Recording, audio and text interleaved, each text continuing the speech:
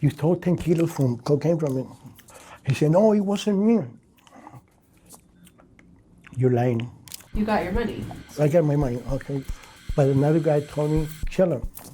I told him, because you're not my boss, or I don't even know you, I'm going to charge you $10,000 for each one. May 22nd, 2013. A 43-year-old man is sitting in the passenger seat of his Range Rover in the parking lot of an upscale shopping center in Southlake, Texas, one of the wealthiest suburbs in America. His wife is loading shopping bags into the trunk right beside him. It's early evening. Families are walking past. And little did the cartel realize that the man in that car had been under surveillance by Mexican assassins for over a year, tracked by GPS, monitored by hidden cameras planted around his home, followed through the streets of suburban Dallas until this exact moment. A white Toyota SUV pulled up. A masked gunman stepped out, and in front of his wife, in a parking lot full of families, the hit was carried out execution style. These are 10 brutal cartel hits in the United States that were never solved, or where the real masterminds are still walking free. Hit number 10, the debt collector's victims, California and Florida. Number 10. And we start with a case that most people have never heard of, because for years, nobody even knew these murders were connected. Across California, Alabama, and Florida, dozens of bodies had piled up over 3 decades, drive-by shootings. Bodies found in parked cars, victims shot execution style, with no apparent motive and no witnesses willing to talk. Cold cases, all of them.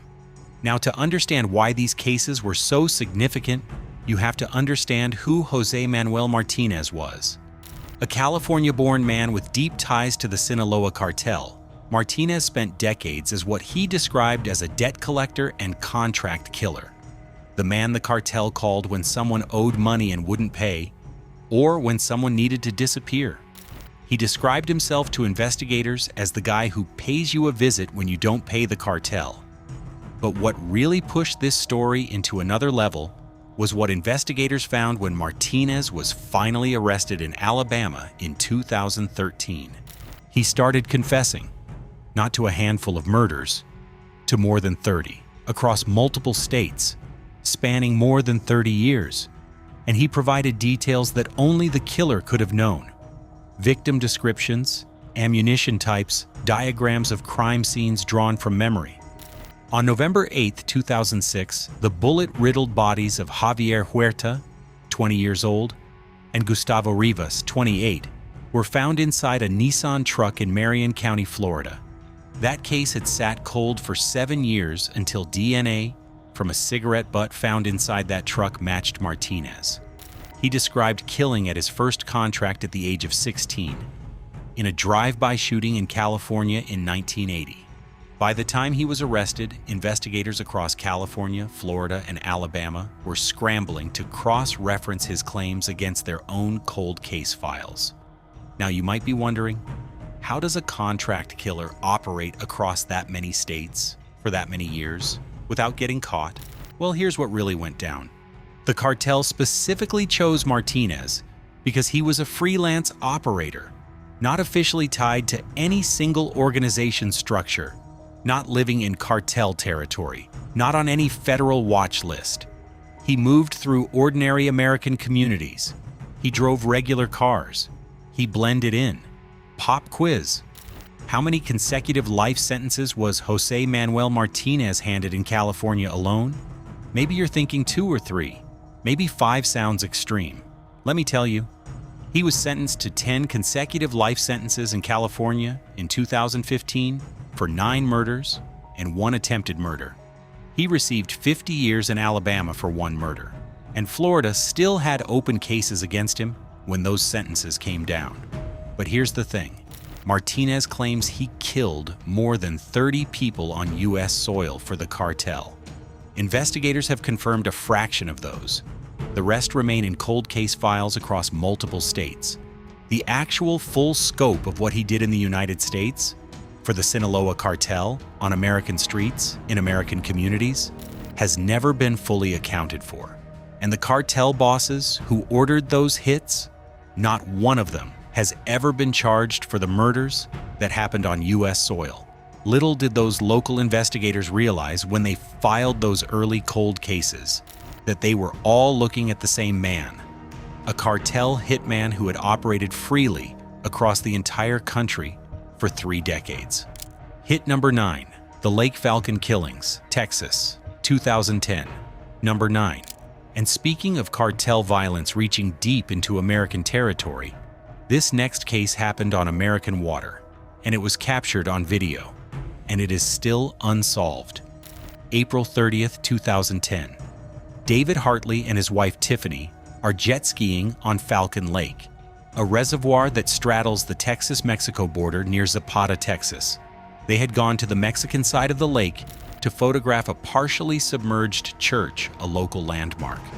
Now, to understand why what happened next was so significant, you have to understand what Falcon Lake was in 2010. The reservoir sits directly in territory controlled by the Zetas cartel. The Mexican side of that water was not a tourist destination. It was one of the most dangerous corridors in the drug war. American law enforcement had been warning people for years to stay off the Mexican portion of that lake. But what really pushed this story into another level was what happened when the couple turned around to head back to the U.S. side. Multiple boats carrying armed men came out of the water at speed. They opened fire. David Hartley, 30 years old, was shot in the head. Tiffany watched her husband go underwater and was chased back to the U.S. side while gunfire continued around her. She escaped. David's body was never recovered. And guess what? The lead Mexican investigator assigned to find David Hartley's body was himself decapitated by the Zetas shortly after taking the case. His severed head was delivered to authorities in a suitcase. The message was clear. This investigation is over. Tiffany Hartley testified before Congress. The FBI and U.S. law enforcement conducted extensive investigations.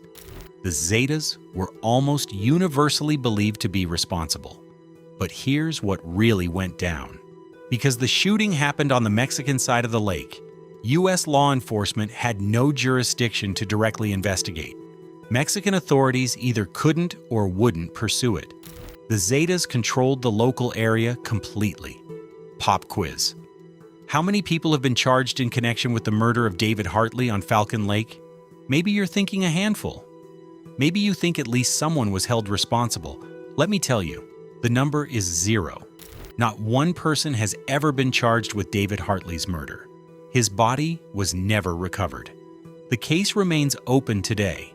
Little did David and Tiffany Hartley realize when they crossed onto that lake that they were riding directly into Zetas territory and that the cartel had already decided that water was theirs. Hit number 8, the Tulsa drug war executions, Oklahoma number 8.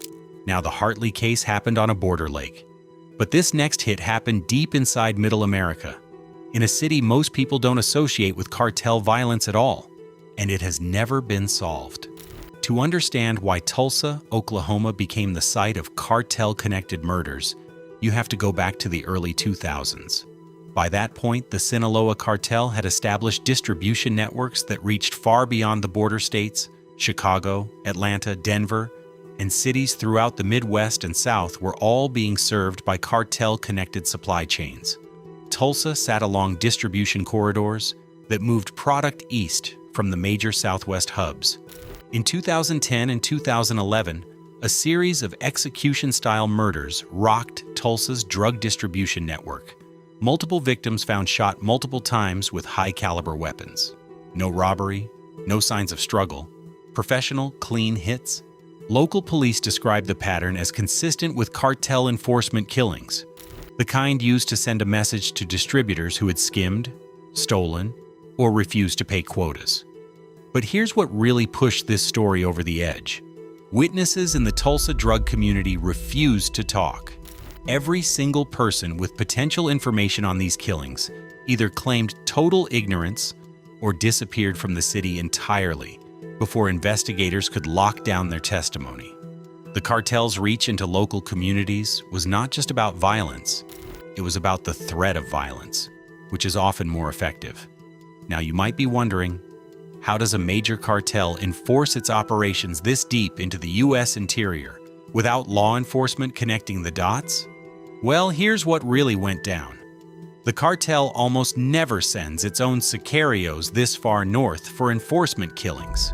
Instead, it relies on local affiliated crews, street gang members, independent dealers, prison gang connections, who carry out hits on the cartel's behalf.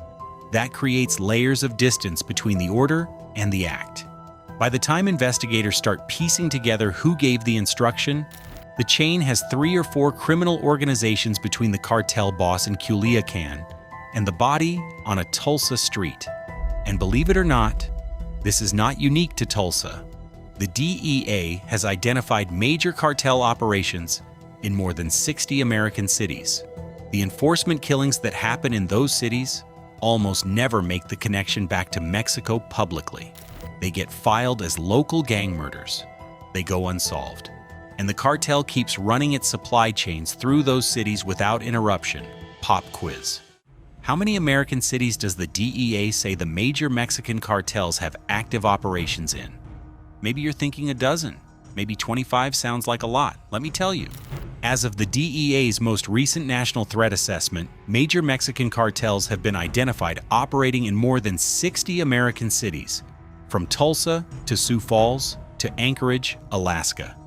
And the murders that happen to enforce those operations, they fall into the cold case files of local police departments that often have no idea they're looking at a cartel hit. Little did those Tulsa victims realize that the network they were plugged into ran all the way back to Culiacan, and that when the cartel decided to make an example, there was no police department in the country prepared to stop it. Hit number 7, the Phoenix Kidnap and Murder Network, Arizona, 2008 to 2009, number 7. And speaking of cartel reach into American cities, this next case is one of the most disturbing chapters in modern American crime history, because in 2008 and 2009, Phoenix, Arizona, briefly became the kidnapping capital of the United States. And most of those cases were never fully solved. To understand why Phoenix became a war zone, you have to understand what was happening in the Sinaloa cartel in 2008. A massive internal split had occurred. The Beltran-Leyva brothers broke from Sinaloa, triggering a cartel civil war that erupted on both sides of the border. Phoenix sat at the heart of Sinaloa's U.S. distribution infrastructure, and when the Civil War started, the kidnappings began. In 2008, Phoenix police reported over 370 kidnappings, most of them connected to drug trafficking disputes. Safe houses were discovered across the city where victims were being held and tortured. In one case, investigators found a house with victims chained to chairs, being guarded by armed men waiting for ransom payments from cartel-connected families. But what really pushed this story over the edge was what happened to the victims who were never ransomed. When payment didn't come, or when the cartel decided the victim knew too much, the body showed up in the desert, shot or dismembered. In several cases, decomposed beyond identification. The Phoenix Police Department was overwhelmed. The FBI was brought in, and still, the majority of those murder cases connected to the 2008 to 2009 kidnapping wave remain officially unsolved. Here's what really went down. Because so many victims had cartel connections themselves, as distributors, debt holders, or rivals, their families were terrified to cooperate with police. Some victims were undocumented, and their families feared deportation. Others simply knew that talking to law enforcement in a city where the cartel had clearly established deep local connections was a death sentence of its own kind. Pop quiz.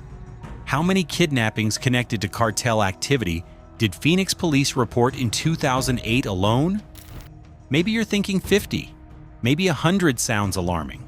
Let me tell you, Phoenix police reported over 370 kidnappings that year, with cartel connections suspected in the majority.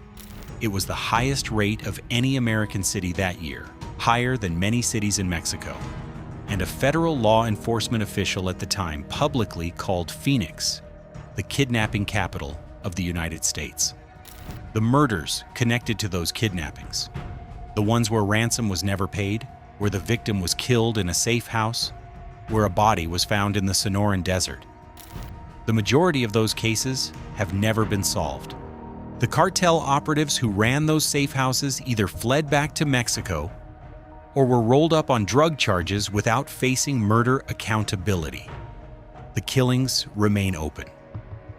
Little did the people who disappeared into those Phoenix safe houses realize that the network holding them ran all the way back to Sinaloa, and that the American justice system had no mechanism ready to reach them. Hit number 6, the Josue Flores assassination, Houston, Texas, 2016, number 6. Now, what happened in Phoenix was large-scale cartel infrastructure, but this next hit was something different. It was personal. It was targeted. And it happened in broad daylight in one of America's largest cities, May 16, 2016. An 11-year-old boy named Josue Flores was walking home from school in the 5th Ward neighborhood of Houston, Texas. He was wearing his school uniform. He was alone. He was stabbed multiple times and left to die near the road. His family and the community were devastated.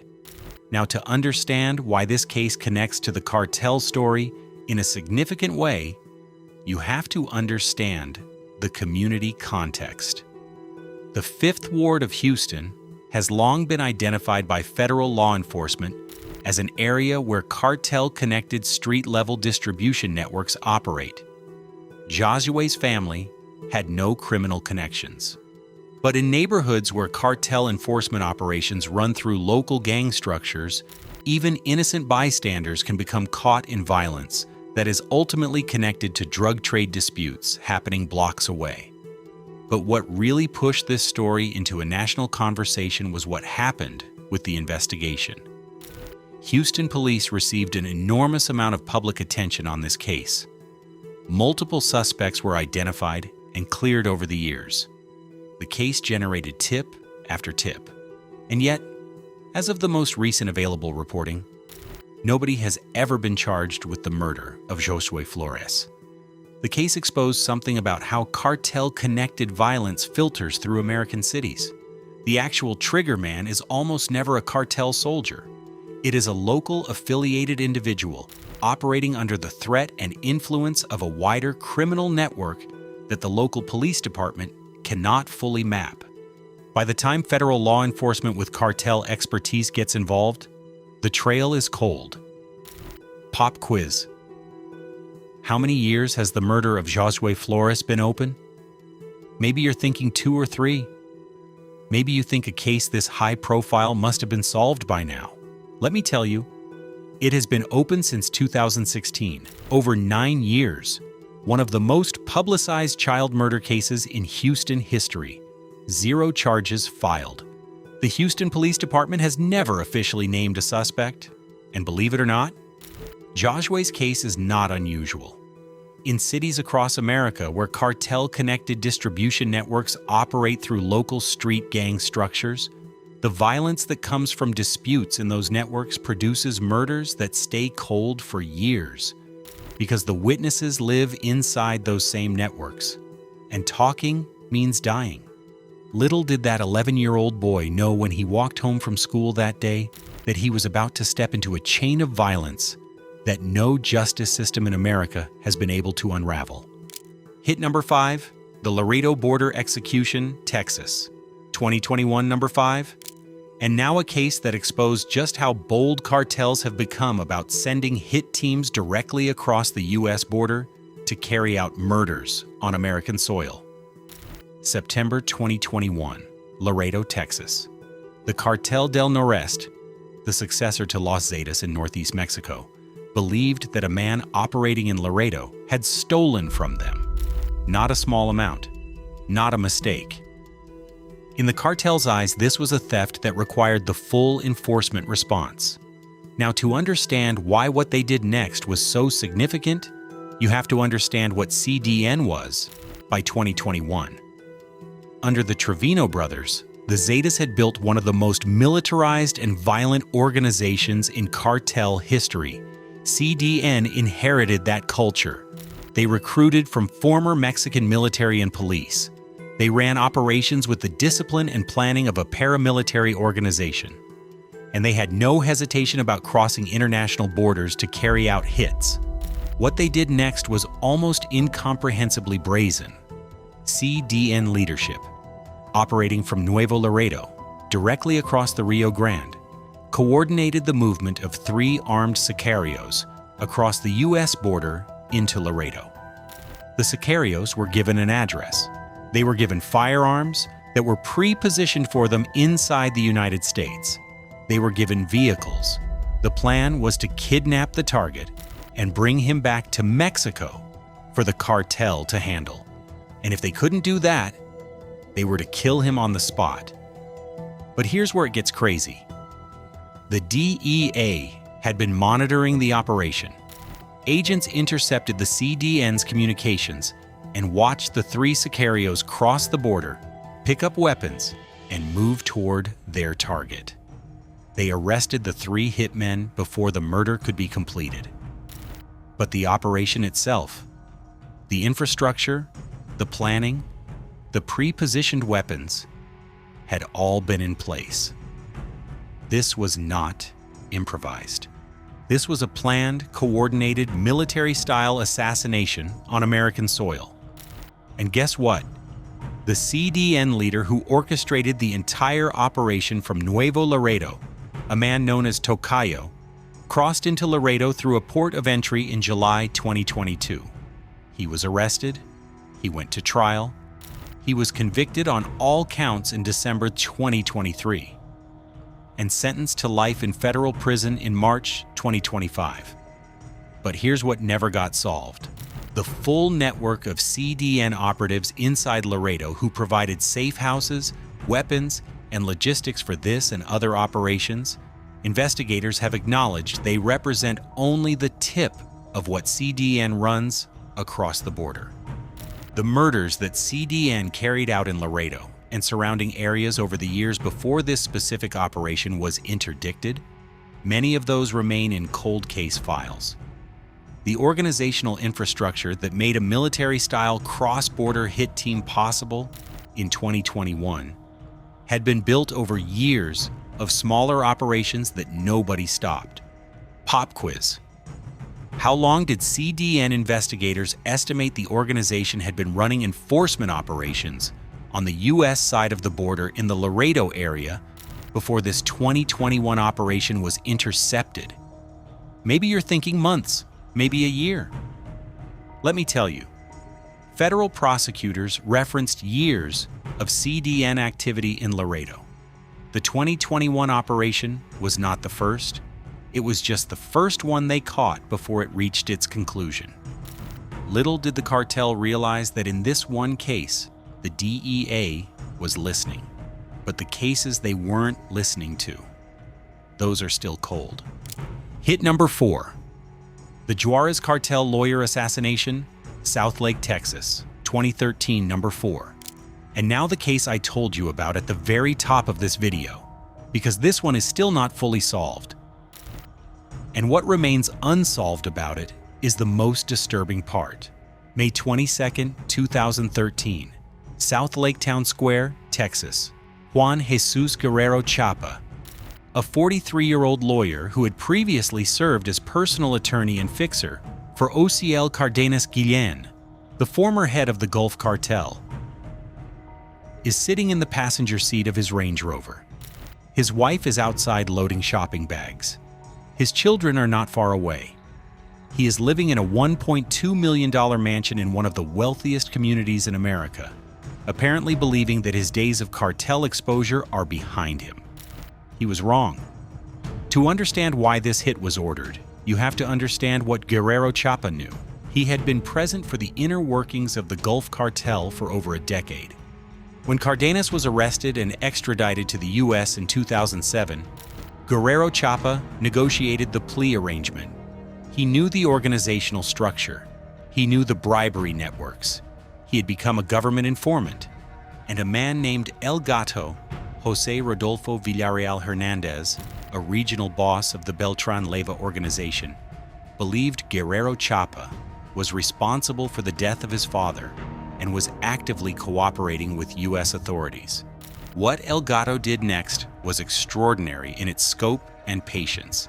He spent $1 million and over 2 years building the operation to kill Guerrero Chapa in suburban Texas. Surveillance cameras were planted around the victim's home. GPS trackers were placed on his vehicles. His daily routines were mapped for months. El Gato's team rented an apartment in nearby Grapevine, Texas, specifically to monitor movement. And on May 22, 2013, 2 assassins known only by their nicknames Clorox and Captain were flown in from Mexico and given the order to execute. The hit was carried out with Guerrero Chapa's wife standing feet away. She survived. The gunman walked back to the Toyota Sequoia and disappeared. Within hours, El Gato's team was out of Texas and back across the border. The entire operation was celebrated with a party in Mexico. But here's what really went down in terms of justice. 3 members of the surveillance team were arrested and convicted. El Gato's brother pleaded guilty to stalking. El Gato himself, after years as an FBI 10 Most Wanted fugitive, was arrested in Mexico in 2023 and extradited to the U.S. in 2025, where he now faces federal charges. And believe it or not, the 2 actual assassins, Clorox and Captain, the men who pulled the trigger in Southlake Town Square. As of the most recent reporting, they have never been identified, never been charged, never been found.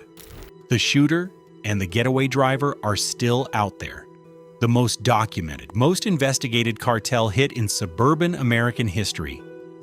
And the people who actually carried it out are walking free. Pop quiz. How much money did El Gato spend to plan and execute this single assassination in suburban Texas? Maybe you're thinking $100,000. Maybe $250,000. Let me tell you, federal prosecutors established that El Gato spent $1 million on the operation. $1 million to track, surveil, and kill one man in a shopping center parking lot in Southlake, Texas. And the 2 men who carried out the actual shooting have never been caught. Little did Juan Jesus Guerrero Chapa realize when he settled into that $1.2 million mansion in Southlake that the cartel's reach was not stopped by the Texas border, or by any border. Hit number 3, the Seattle Cartel Network murders, Washington, state number 3. And speaking of cartel reach far beyond the border, this next case proves that no corner of the United States is outside the cartel's operational reach, and the murders connected to it remain some of the most stubbornly cold cases in Pacific Northwest law enforcement history. To understand how Seattle became a cartel battleground, you have to understand the geography of drug trafficking in America. The I-5 corridor, running from the Mexican border through California, Oregon, Washington, and into Canada, is one of the most significant drug trafficking routes in the country. Seattle sits at the northern end of that corridor, making it a major hub for Sinaloa cartel distribution into the Pacific Northwest and across the Canadian border. By the mid-2000s, Sinaloa had established deep supply chains running through Seattle and the surrounding region. And where the Sinaloa cartel establishes distribution networks, enforcement follows. When local distributors steal, when debts go unpaid, when rivals try to cut into the territory, the cartel responds. And in Seattle, those responses produced bodies. A series of murders in Seattle and the surrounding King County area between 2005 and 2012 displayed the hallmarks of professional cartel enforcement killings. Victims shot multiple times with high-caliber weapons. No robbery, no witnesses. Victims with known connections to drug distribution networks. Local gang homicides would be the official classification. But federal investigators working the region knew the supply chains these victims were connected to ran directly back to Sinaloa. But what really pushed this over the edge was the pattern of witness behavior. In every case, people who might have information about these killings, either left the city, stopped cooperating with investigators, or in several cases themselves became victims. The cartel's ability to manage witness behavior through threat, through community pressure, through the simple fact that everyone in that network knew what happened to people who talked, made these cases nearly impossible to build. Now you might be wondering, why doesn't the DEA just map these networks and bring the whole thing down? Well, here's what really went down. The cartel specifically structures its US-based operations so that the supply chain above the street level is almost entirely based in Mexico. The people who can be arrested in the United States are the street-level distributors, the local gang members doing enforcement, the transporters, the actual cartel organization above them, and the people giving orders for hits. They are in Mexico. And extradition is a slow, expensive diplomatic process that often takes years and sometimes never happens at all. Pop quiz. According to the DEA, how far north has documented Sinaloa cartel activity been identified in the United States? Maybe you're thinking the border states, Texas, Arizona, California. Maybe you're thinking as far as Chicago. Let me tell you, the DEA has confirmed Sinaloa cartel operations as far north as Bellingham, Washington, just south of the Canadian border, and as far away as Anchorage, Alaska. The Pacific Northwest drug supply chain is not a border problem. It is a national infrastructure problem. And the bodies it has produced in cities like Seattle are still in cold case files that local police departments can't solve without cooperation that never comes. Little did those victims realize that the supply chain they were part of was not a local business. It was an arm of the most powerful criminal organization in the history of the Western Hemisphere. Hit number 2, the Chicago Cartel War Executions, Illinois, 2008 to 2012, number 2. Now the Pacific Northwest cases show how far the cartel reaches. But this next set of murders happened in the cartel's most important American city. And they represent some of the most significant unsolved killings in the entire history of the US-Mexico drug war.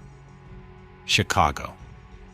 For the Sinaloa cartel, Chicago was not just another American city, it was the distribution hub for the entire Midwest. The city the Flores twins built into a billion-dollar operation. The city where El Chapo's product was redistributed across half the country. Chicago was Sinaloa's crown jewel in the United States. And when the cartel civil war between Sinaloa and the Beltran Leyva organization erupted in 2008, it hit Chicago hard. Because the Flores twins, who were at that point operating as the primary supply chain, were caught between the two factions. And when the Flores twins flipped in late 2008 and began cooperating with the DEA, the supply chain they had built collapsed. And in that vacuum, violence erupted. Between 2008 and 2012, a series of execution-style murders hit Chicago's cartel-connected distribution network. Men found shot in cars, bodies in alleyways on the south and west sides. Victims with no robbery, shot multiple times. Professional kills. The Chicago Police Department documented dozens of homicides in this period connected to what federal prosecutors described as the collapse of the Sinaloa distribution infrastructure. But here's what really went down. Very few of those murders were ever charged as cartel hits. They were classified as gang-related homicides in a city that was already struggling with one of the lowest murder clearance rates in the country. In Chicago, where the solve rate for murders was hitting the low 30s in terms of percentage in the worst years, cartel enforcement killings designed to look like street violence had almost no chance of being fully investigated and prosecuted. And believe it or not, the people who ordered those killings, the people in Sinaloa and Beltran Leyva leadership who sent the enforcement signals to Chicago in 2008 and 2009, not one of them has ever faced murder charges in the United States for the killings that happened in Chicago during that period. The drug trafficking charges came, the conspiracy charges came, but the specific murders, those are still open. Pop quiz. What was Chicago's murder clearance rate during the worst years of the cartel-connected violence, roughly 2010 to 2016? Maybe you're thinking 60%, maybe 50%. Let me tell you, during peak years, Chicago's murder clearance rate dropped into the low 30% range. That means for every 3 murders committed in Chicago, 2 went unsolved. And in the cartel-connected cases, where the witnesses were all inside the same network and the actual order came from Mexico, the clearance rate was even lower. Little did those Chicago victims realize that the enforcement order that killed them was sent from a cartel boss thousands of miles away, and that American law enforcement had no mechanism to reach him for what he did to Chicago. Hit number 1, the Sinaloa cartel's Ghost Army, hundreds of unsolved hits across America, and number 1. Now, every case we've covered today involves specific victims, specific cities, specific operations. But what these next murders represent is beyond anything else on this list, because number 1 is not one hit, it is hundreds of them. And what makes them the most significant cartel hits in American history is precisely the fact that almost nobody knows they are cartel hits at all. Between 1980 and the present day, Jose Manuel Martinez, the Sinaloa-connected contract killer we discussed at number 10, claimed to have carried out more than 30 murders in the United States. He was caught. He confessed. Some were solved. Most were not. But here's what investigators who worked his case and cartel analysts who have studied US-based cartel violence say about what Martinez represents. He was not exceptional. He was not unique. He was one contractor out of dozens, possibly hundreds, of enforcement operatives that Mexican cartels have deployed into the United States over the past 4 decades to collect debts, silence informants, eliminate rivals, and maintain control of distribution networks. The DEA's own internal assessments have concluded that cartel-connected violence in American cities is significantly undercounted because it is designed to look like ordinary street violence. Drive-by shootings, drug-related disputes between local gangs, robbery gone wrong. The cartel specifically instructs its US-based enforcement affiliates to carry out hits in ways that do not leave a cartel signature. No banners, no calling cards, no messages left on bodies. Just a body that looks like another gang murder in a city where gang murders go unsolved at record rates. Now, to understand why this was so significant, you have to understand how the cartel's US enforcement system actually works. The order comes from Mexico, from a plaza boss or a lieutenant with authority over a specific American distribution territory. That order travels through a chain of intermediaries. By the time it reaches the person who actually pulls the trigger, it is passed through 3, 4, sometimes 5 layers of criminal organization. Local gang affiliates, prison gang intermediaries, street-level coordinators. Each layer provides insulation. By the time police are looking at a body, the chain back to the original order is almost impossible to reconstruct. And guess what? The FBI and DEA have publicly acknowledged this. Former FBI supervisor Jim Eggleston, who worked cartel investigations, said it plainly. Cartels deliberately send a strong message, not to cross them, not to testify against them. And often it is very difficult to get records from Mexico. It is difficult to get cooperation from Mexican authorities because the cartels obviously exert a lot of influence and corruption. Pop quiz. How many unsolved murders does the United States currently carry on its books going back to 1980? Maybe you're thinking tens of thousands. Maybe you think it can't be that high. Let me tell you.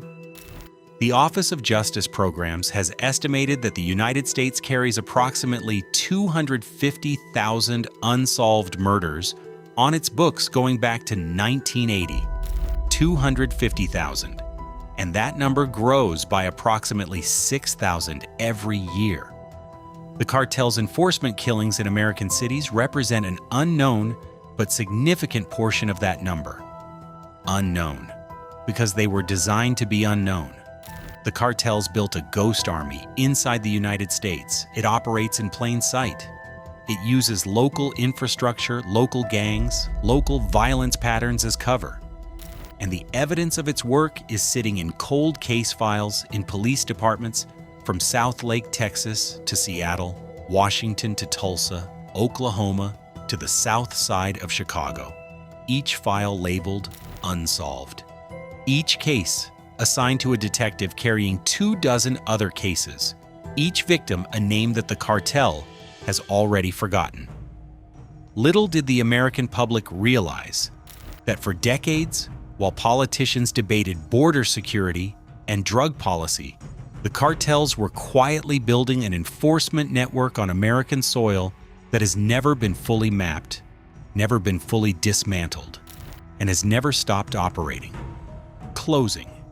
And that is how the cartels proved that a border is only as strong as the intelligence on both sides of it. 10 hits, 10 cases, some partially resolved, some stone cold, and one that encompasses hundreds of murders hidden in plain sight across the entire country.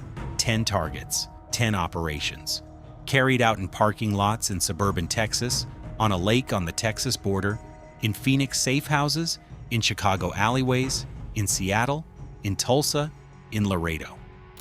The cartel's reach into the United States is not a theory. It is documented history, and the murders that document it are still open. If you enjoyed this breakdown, make sure to like this video and subscribe for more. And let me know in the comments, which of these 10 cases do you think is the most likely to finally get solved? And which one do you think the cartel made sure would never be?